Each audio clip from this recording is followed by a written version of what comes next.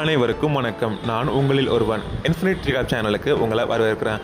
போன 2 வீடியோக்களில் பக்கவாதத்தின் அறிகுறிகள், உடனடி செயல்பாடுகள், வகைகள், காரணங்கள், மருத்துவ சிகிச்சைகள் எல்லாவற்றையும் பார்த்தோம். இப்போது இந்த 3வது பகுதியின் முதல் செக்ஷனில் பக்கவாதத்திற்கு பிறகான ஃபிசியோதெரப்பி மேனேஜ்மெண்ட்டின் அடிப்படைகளையும் ரெக்கவரி ஸ்டேஜ்களையும் பார்க்கலாம். அடுத்த பகுதியில் ப்ராக்டிக்கல் எக்ஸசைஸ்கள் மற்றும் ஹோம் டிப்ஸ்களை விரிவாக விளக்குறேன். பக்கவாதத்துக்கு அப்புறம் ரீஹாபிலிட்டேஷன் ஹாஸ்பிட்டல்லேருந்து ஆரம்பிச்சாகணும். ஆனால் பேஷண்ட் மெடிக்கலி ஸ்டேபிளாக இருக்கணும். பிளட் ப்ரெஷர், கான்ஷியஸ்னஸ் எல்லாமே சரியான பின். சிலருக்கு இது 24 முதல் 48 மணி நேரத்துக்குள்ளேயே ஆரம்பிக்க முடியும். இயர்லி மொபிலைசேஷன் ரொம்ப அவசியம். உட்கார வைப்பது, எட்ஜ் ஆஃப் பெட்டில் நிற்க வைப்பது, ஷார்ட் டிஸ்டன்ஸ் நடக்க வைப்பது மாதிரி சேஃப் ஆக்டிவிட்டீஸ். ப்ரெஷர் சோர்ஸ் வராமல் தடுப்பது மிக முக்கியம். பக்கவாத மேலாண்மை என்பது ஒரு கூட்டு முயற்சி. ஃபிசியோதெரபிஸ்ட் நிலையாக நிற்க நடக்க உதவி பண்ணுவாங்க. அக்குபேஷனல் தெரபிஸ்ட் தினசரி வேலைகளை எளிதாக செய்யக்கூடிய பயிற்சிகள் தருவாங்க.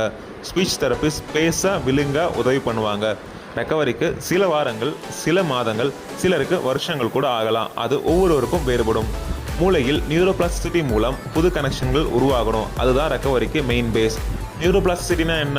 ஒரு உதாரணம் பார்க்கலாம். ஒரு கம்பெனியில் 100 பேர் வேலை பார்க்குறாங்கன்னு வச்சுப்போம். அதில் 25 பேர் திடீர்னு வேலையை விட்டு நிற்கிட்டா இப்போது 75 பேர் இருப்பாங்க. ஆனால் 100 பேர் பார்க்கக்கூடிய வேலை அப்படியே இருக்கும். இப்போது 3 பேர் சேர்ந்து 4 பேர் வேலையை பார்ப்பாங்க.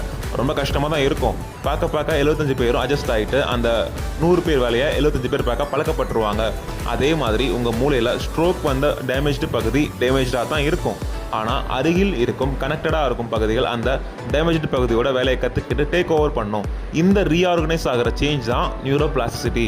இப்படி தான் ஸ்ட்ரோக் வந்த பிறகு மூளை திரும்ப கற்றுக்கொள்கிறது. மூளை மாற முடியும்னா மீட்பும் சாத்தியம். ஆனால் இந்த மீட்பை பாதுகாப்பாக எப்படி வழிநடத்துவது? அதற்குத்தான் பிரன்ஸ்ட்ரோ முறை. அதை கீழே இருக்க லிங்கை கிளிக் பண்ணி பாருங்கள். உடற்பயிற்சிகள் அவை அடுத்த வார இறுதியில். நன்றி.